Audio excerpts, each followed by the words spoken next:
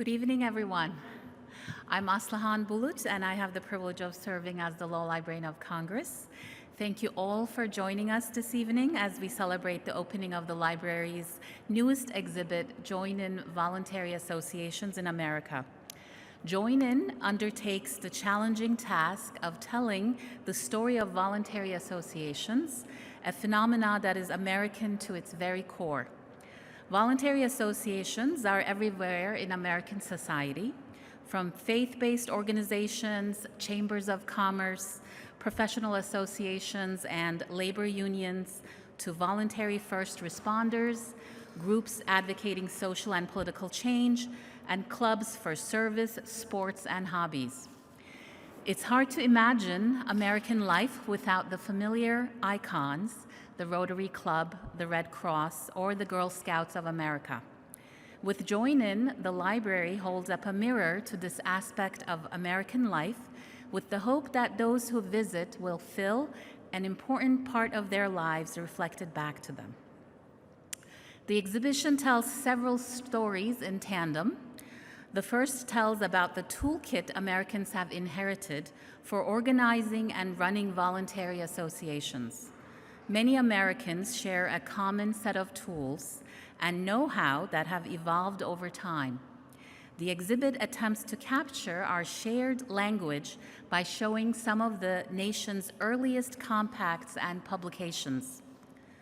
The second story centers on the entrepreneurial nature of Americans and how those Americans created associations to make their dreams a reality. From the 18th century to today, Americans have pooled resources, time, and effort to accomplish big things.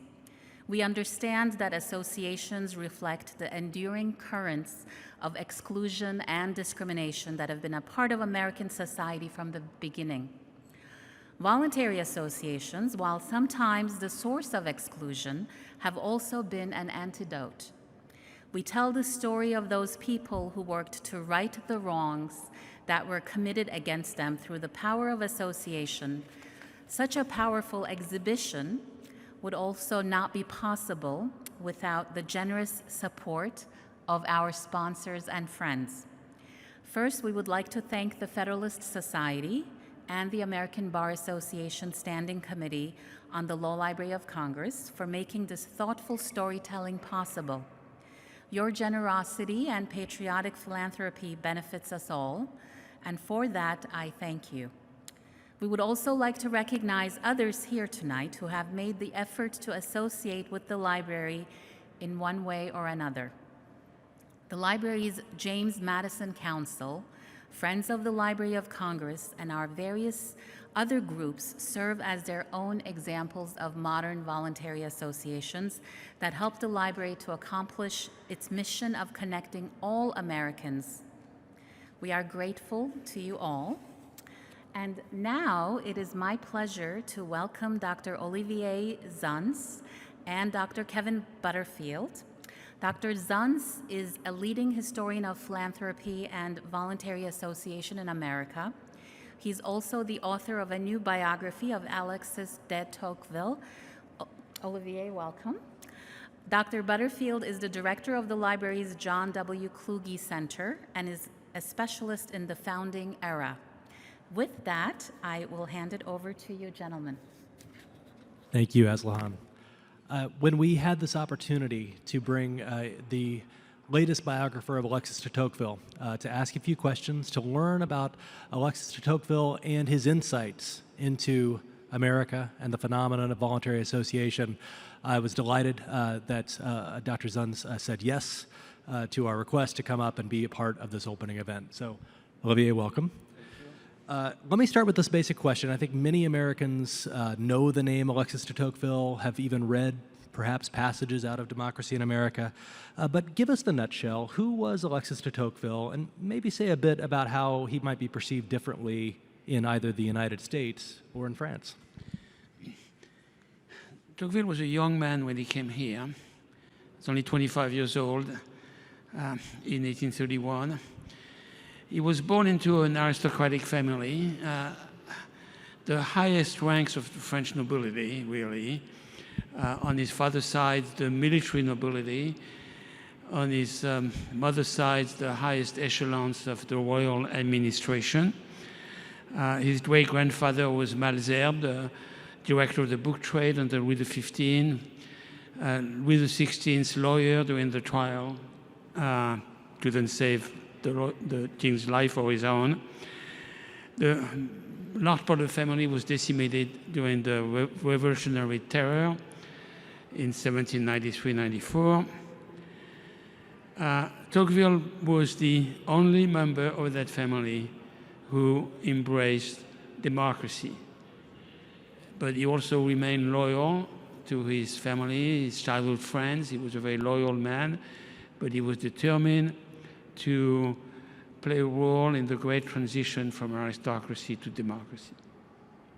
You actually title your biography "The Man Who Understood Democracy: A Life of Alexis de Tocqueville."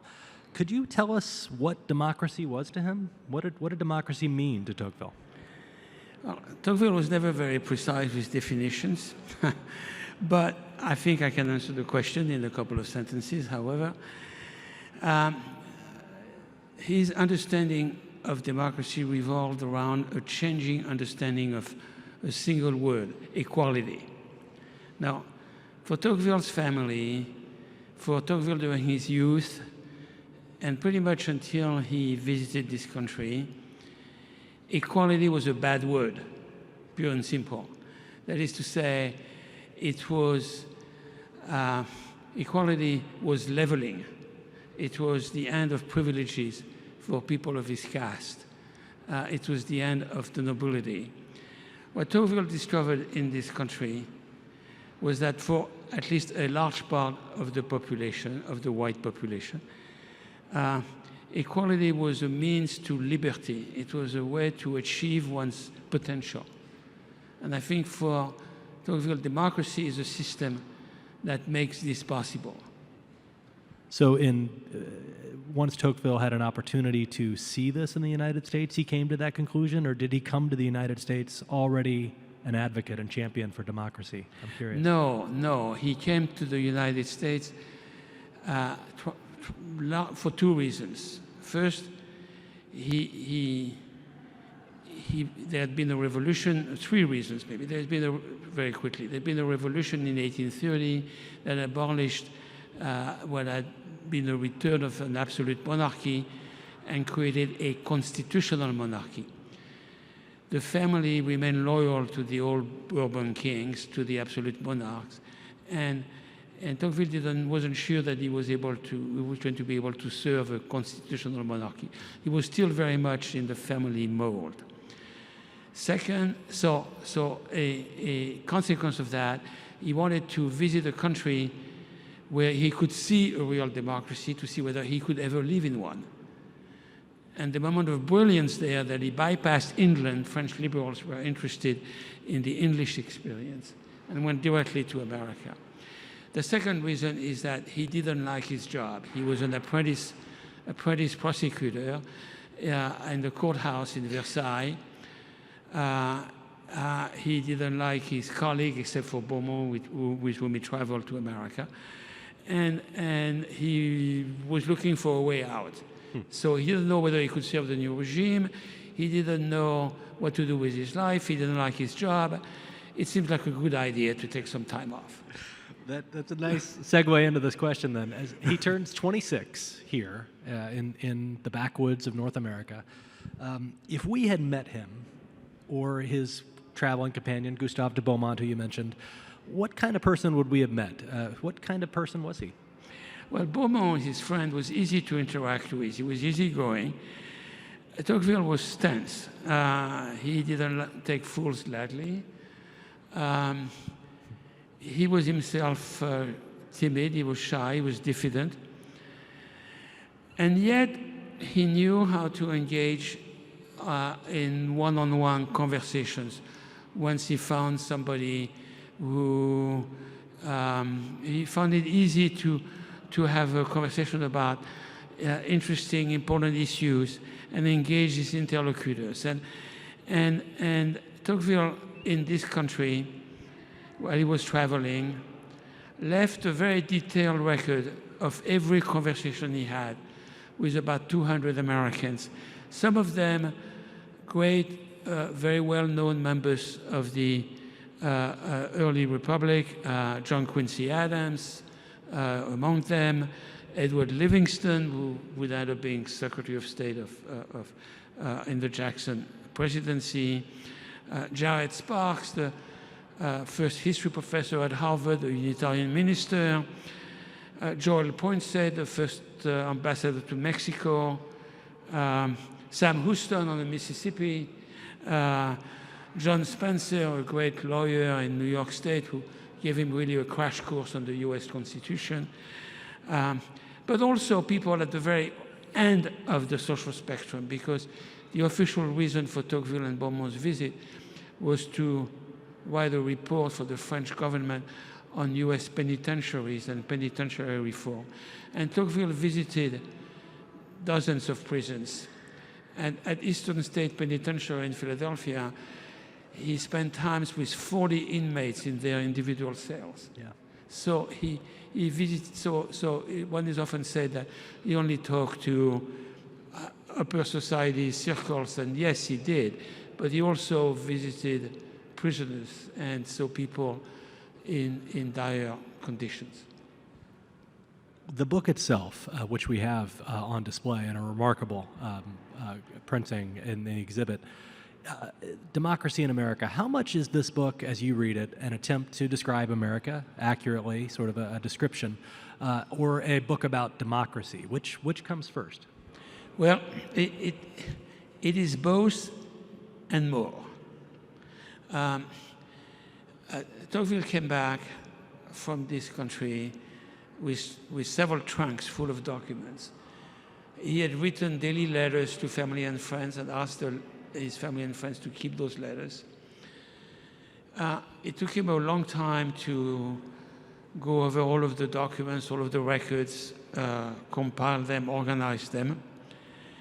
And he published the first volume in 1835, which is largely a description of America, but not uniquely. And I'll get back to that point in a second. Many of his travel notes and fragments from letters, you find them verbatim in the volume as he wrote them. Then, Tocqueville being Tocqueville, he was dissatisfied with it on all levels. He didn't think it was well written, he didn't think it was interesting. He said to one of his friends, the best thing that can happen to me if no one read my book. That wish was not granted. He rewrote the book a second time and published a second volume in 1840, which is a much more theoretical book on democracy, much more removed from the American travel. John Stuart Mill called it the first theory of democracy, which it really is. And already in Volume 1 and much more in Volume 2, it's really a book of comparative political economy. It's all under the label America, but there's a lot of comparison with France, and there's a lot of comparison with England. England became the tertium quid, if you will, of the comparison. Mm-hmm. And just to take one example, in Volume 2, Tocqueville made this great prediction of the dangers of an industrial aristocracy that could be just as bad as the old one. But in this country, he never was interested in the beginning signs of large industrialization. When he was in Boston, he didn't even go to Lowell and visit the textile mills. When he was in Philadelphia, he was not interested in that either. So he bypassed completely whatever existed, which was significant, of American early industrialization as this country tried to free itself from British products. But during subsequent trips in England between Volume 1 and Volume 2, he visited Manchester and Birmingham and saw industrial poverty firsthand. Maybe he didn't know Manchester as well as Engels, but pretty close. He went through, and he was shocked. And you see in Volume 2, this great chapter on the dangers that industrial aristocracy will pose to democracy, but Tocqueville was not predicting the Gilded Age. He was using his note from England. Yeah. And the problem in reading the book is that he never tells you what he compares, but he keeps comparing places all the time. And then with the old regime and the French Revolution, which he will write at the end of his life, Germany became the third pole of comparison, replacing England. For those of you who haven't had a chance to look at the Tocqueville in the exhibit itself, it's opened to a section where Tocqueville is writing about associations. And famously, he observed, in a way that Americans had yet to observe, the central significance of voluntary associations for the nature of American society. Let me read a passage, one of the most famous passages from the book. Wherever there is a new undertaking, at the head of which you would expect to see in France the government, and in England some great lord, in the United States you are sure to find an association. Tell us a little bit about that particular insight, if you could, Dr. Zunz. How did Tocqueville come to see it so clearly in just roughly 9 months in America? And what else did he have to say about this phenomenon of joining together? This is a very important question, because maybe Tocqueville is best known in the wider readership as the great theorist of associations. And rightly so, in the sense that Tocqueville really changed the conversation about joining. James Madison in The Federalist talked about factions, not associations, and he feared them. The only way Madison thought of countering the negative effects of associations was by multiplying them so they would cancel each other out. Washington, in his farewell address, also expressed his distaste for associations and how they would impede the work of government. So Tocqueville changed the conversation. He moved away from factions and into associations and put a positive spin on them rather than a negative spin on them. So in that sense, it's a real breakthrough, conceptual breakthrough. On the other hand, when you read all of the travel notes, which I have dutifully done as the Tocqueville's biographer, you're surprised how little time Tocqueville spent observing American associations. It's really quite remarkable. In Philadelphia, he spent about a month in Philadelphia, 3.5 weeks. He did take notes on the temperance movement, and he was struck by the fact that associations were used to moral ends. And he made a note of that, actually, in Democracy in America. He also, in Philadelphia, observed a free trade convention. Now, there was a free trade convention being held in Philadelphia, and at the same time, a protectionist convention held in New York City, as the big issue, of course, of the day was the tariff. Of course, a convention is not an association, but it's still a means by which like-minded people join and fight for a cause. Yeah. And that was new to him. That was inconceivable in French politics. And that's the extent of it. Now, Tocqueville got a lot of things right in his book and a lot of observations that are very pertinent. And he missed a lot of stuff too. Like, for example, even though he was the great theorist of associations, Tocqueville completely missed in 1831-32 the Second Great Awakening. It's still a mystery to me that he could travel in the summer of 1831 along the Erie Canal and never heard of the the Bible societies and the evangelical revival, and even of the democratizing influence of evangelical religion. And nobody ever told him about Charles Finney or anybody else. Yeah. And so, but one thing that happened when Tocqueville was writing Democracy in America, that is, well, even before I say that, when Tocqueville was a young man, he lived in eastern France. His father was a royal prefect, and his job as a royal prefect was to muzzle associations, part of his job, so that there wouldn't be any political contestation, any manifestation of opposition against the royal administration and the king.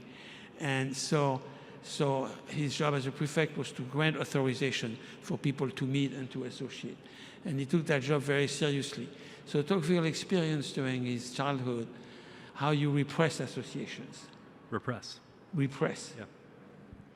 And in 1834, as he was writing his book, it was published in January 1835, just as he was finishing it, there was a workers' insurrection in Lyon. And right after this insurrection, the July monarchy passed a new law that no associations of more than 20 people could meet without a prior written authorization from the administration. And in his section that you just read, right after this, he wrote, and I quote, "What can published opinion accomplish when there are not 20 people united by a common bond?" In direct reference to this law, so that the French readership could not be, could really understand what was going on in this book. So I think a large part of his theory of association was actually a political argument about what's going on in France. Amazing, isn't it? It really is. Excuse me. We think a lot here at the library about connecting our collections, our resources, with people who are implementing ideas, who are making changes, including, of course, Congress itself. Excuse me.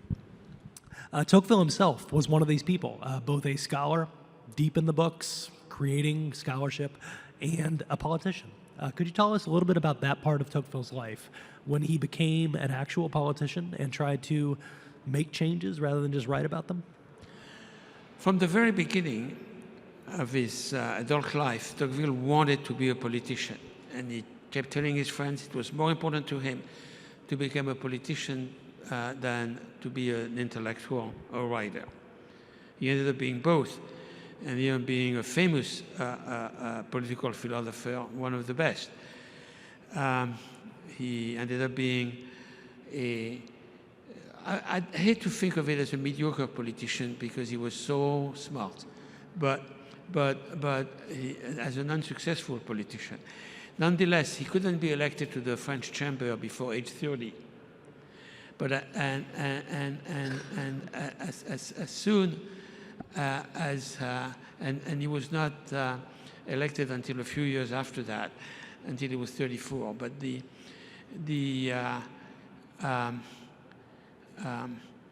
but he kept running as soon as he could. It was difficult for him. He was a poor public speaker. He was a great conversationalist, but he was a poor public speaker. He suffered all his life from a lung disease. He actually died of tuberculosis. And his voice didn't carry. And he didn't have this with him in 1835. So you couldn't be a politician when your voice didn't carry. And yet, that's what he wanted to be. He never became a major statesman, but he embraced some of the major causes of the day. Abolition of slavery in the French Caribbean, did a lot of work on that. The place of France in international affairs.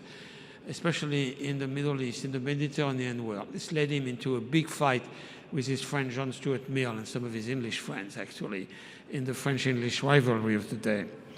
The rehabilitation of criminals as a natural follow-up of his prison investigation in this country. The reconciliation of church and state in France, which was something very important to him, especially as he was himself fighting with for recovering his own faith.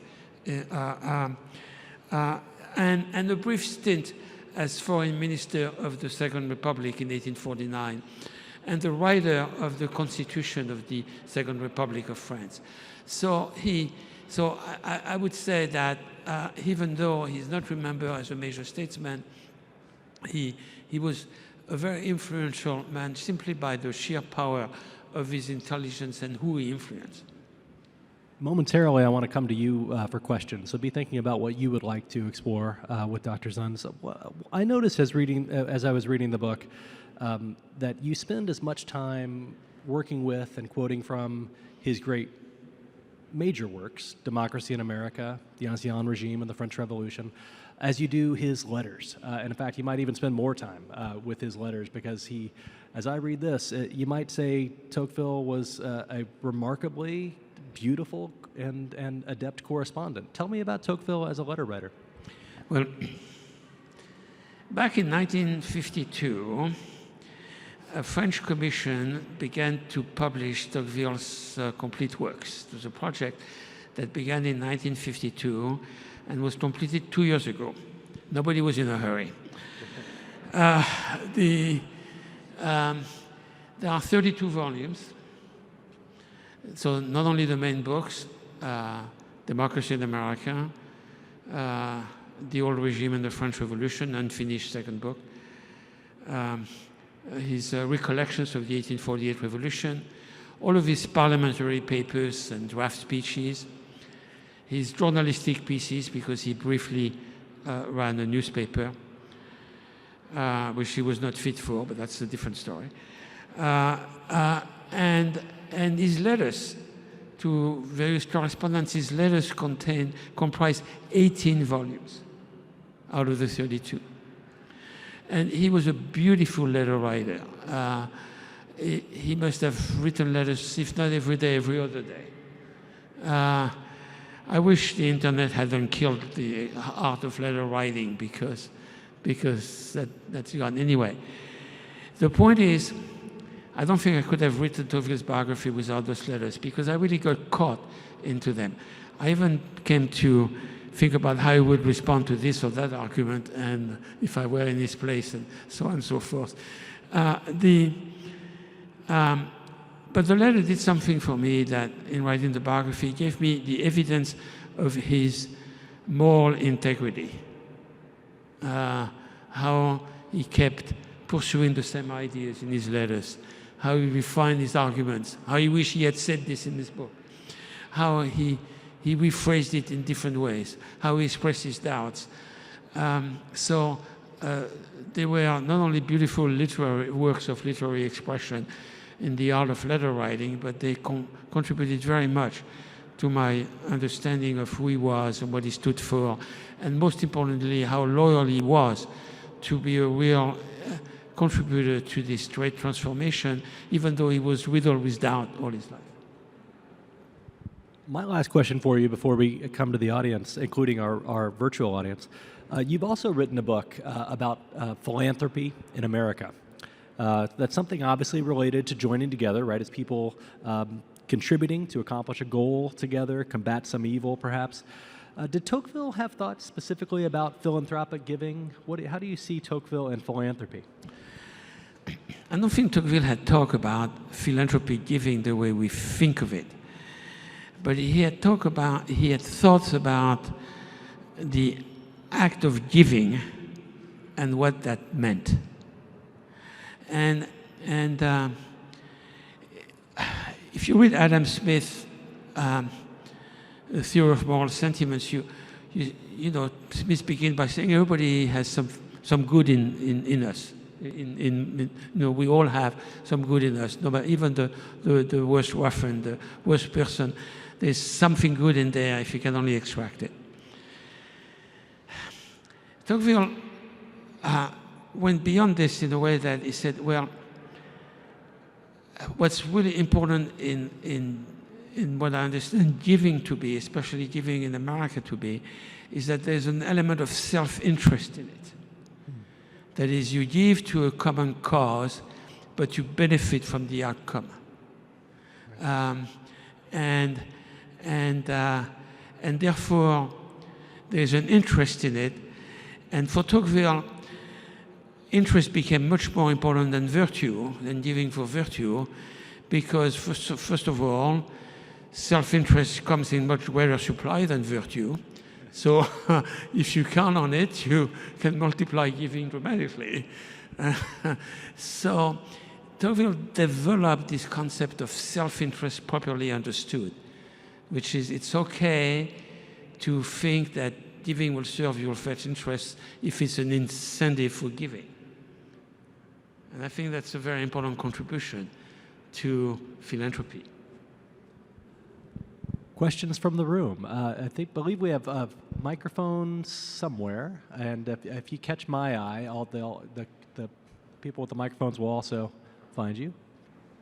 Let's go to Nathan Dorn. Hello? Okay, here we go. This has been really great, really. Thank you very much. The question I have is, the exhibition makes mention of Tocqueville's interest in associations, but it doesn't go further and then explore what he explores, and that's the relationship between associations and democracy. And I wonder if you can say a little bit about how he saw associations as an expression of something that was basic to democratic society. Well,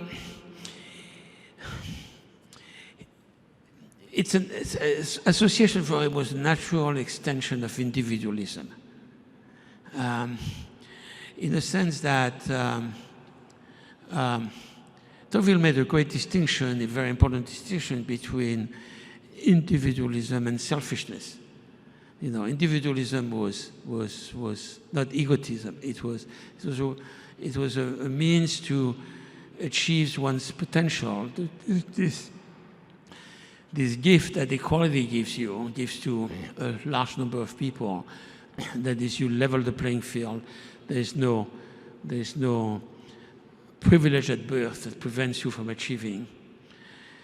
But there's only so much that people can do on their own. So association was the next logical step. You combine your efforts.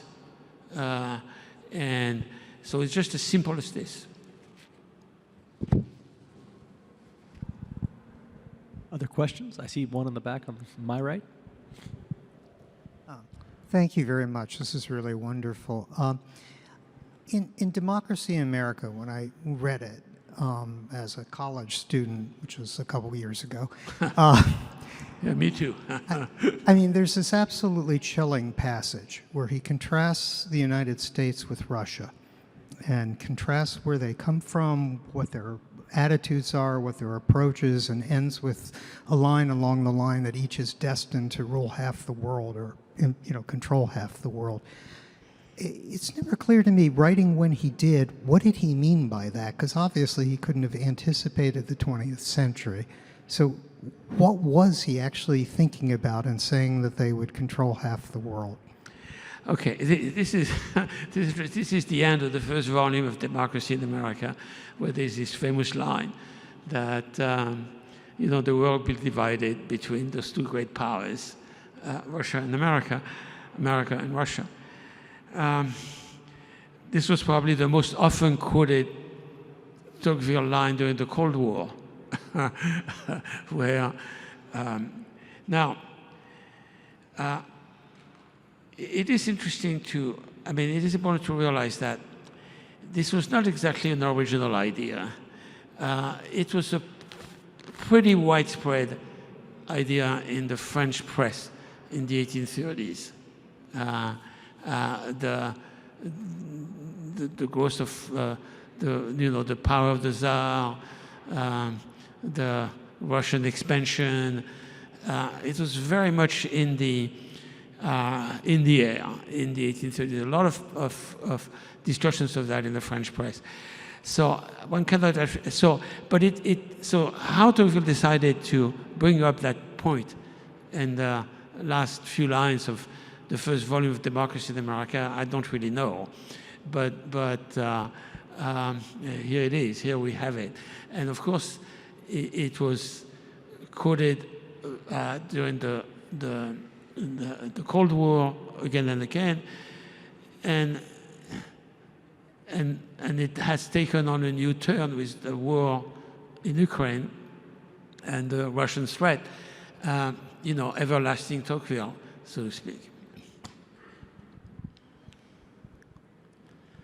Other questions? I believe we have a question from the virtual audience. A question from Barry. Were all of Tocqueville's notes written in French? Did he also write 2 volumes in French? He must have known English enough to talk to prisoners and others.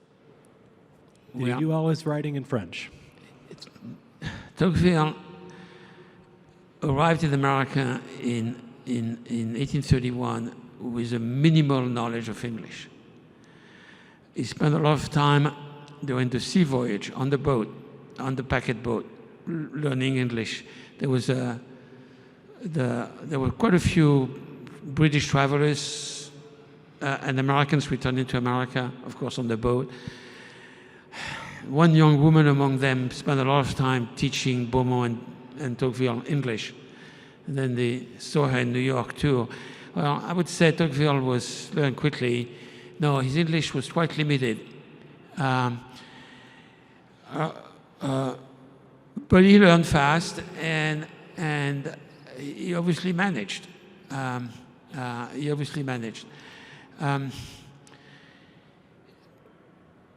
Towards the end of the stay, he could write a pretty simple letter to Jared Sparks. He could understand it.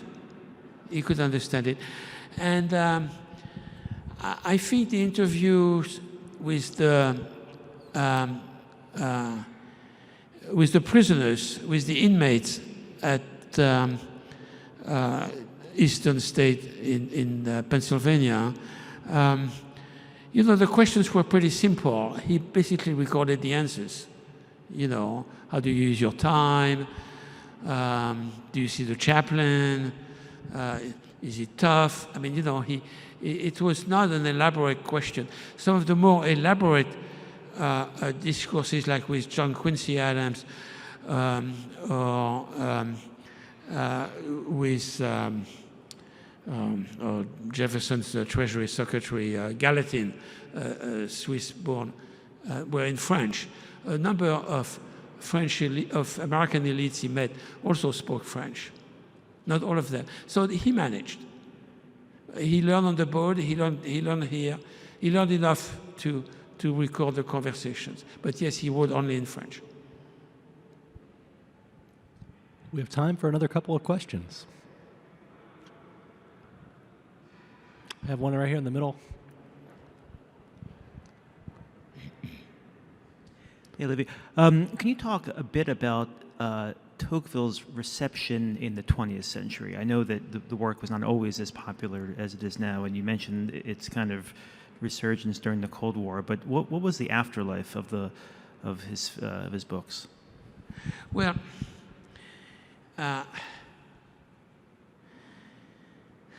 from day one until now, Tocqueville has had a following from the left and from the right. More significant, I think, from conservatives than from liberals. In a sense, more conservatives have claimed him than liberals.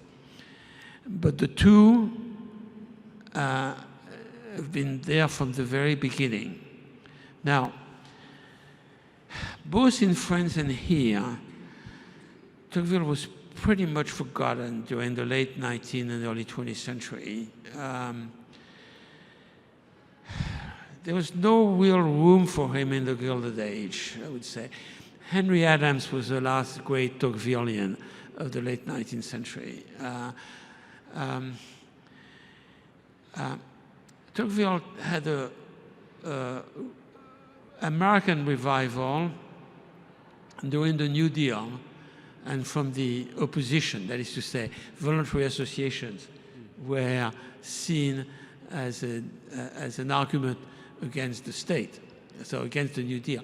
So George Pearson at Yale was very much in that mode as a Tocquevillian who revived Tocqueville pretty much in an anti-New Deal mode. In the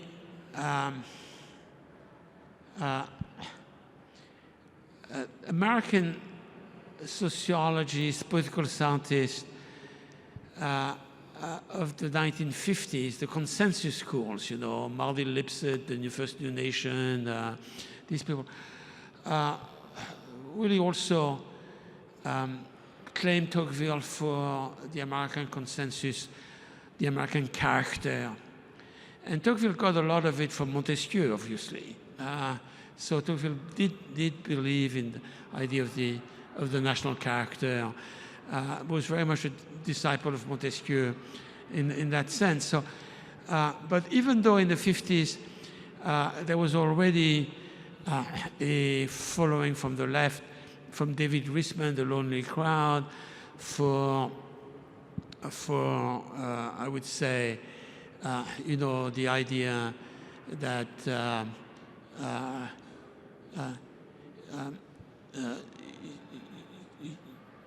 you know, that Tocqueville could predict the enemy of the modern state. So those two strands have coexisted very much through this day. My own view, having read all the text, is that you know, Tocqueville described himself quite accurately by saying that he was an aristocrat by instinct and a democrat by reason. He diagnosed his state of mind perfectly well, and so he was always conflicted in that sense. And yet, genuinely, and I try to make this argument throughout the book, committed to the democratic ideal as the ideal of self-realization, either through individualism or through association.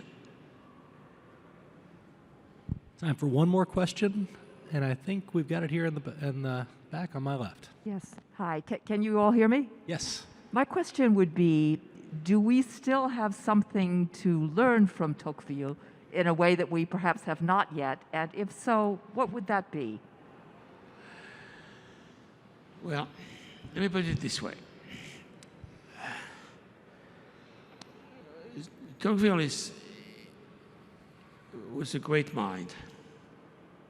So to the extent that we benefit from conversations across the ages with great minds, all the way back to the Greeks, the answer is absolutely.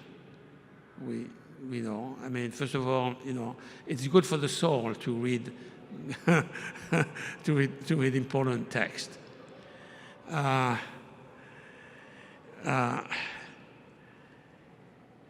second thing is that, yeah, this book on democracy is amazingly relevant, as we are experiencing. As you know, it was relevant in the 50s, it was relevant in the 60s, it's relevant now, it's relevant. Tocqueville feared that democracy, he lived in fear of the collapse of democracy. He predicted a civil war, not a civil war the way it happened. He predicted a race war in the South, not a war between the states. But he died before the civil war, but he corresponded with Americans. Is it going to happen? Is the Union going to hold? He feared about the violence in the territories and the lawlessness in the territories. Now, what else do we? You know, we share the same. We share similar fears. So and the other thing, the third thing I would say. I've mentioned John Stuart Mill a couple of times today, but you read John Stuart Mill with a great mind, great right, an extraordinary character. You know you're reading a 19th century author. You understand the stuff. Tocqueville, except for a few sentences here and there, you think it was written yesterday. It just is amazing, the modernity the start. So I would say yes on all three counts. Well, thank you, Dr. Olivier Zunz. Thank you to all of you for being here tonight, and thank you so much for this wonderful exhibit, everyone that had a hand, both the donors and the creators in putting it together. Now we have an opportunity to enjoy a reception, take another look at the exhibit, and let me thank you again for being here tonight. Thank you.